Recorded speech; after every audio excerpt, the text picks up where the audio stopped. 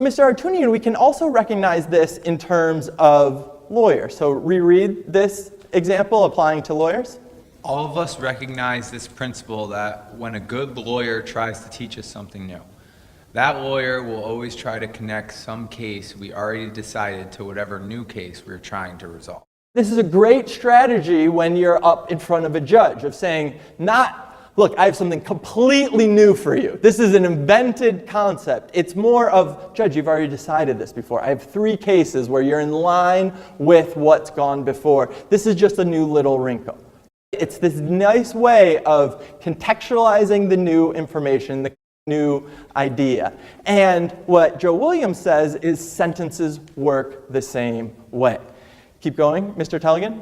How you begin sentences, then, is crucial to how easily your readers will understand them, not individually, but as they constitute a whole passage. And this is really important in the sense of a lot of you write really good individual sentences. The problem is that there's not always a great connection between sentences. And that's how we get to really good paragraphs. That's how we get to really good briefs. That's how we get to really good books, if you ever write them.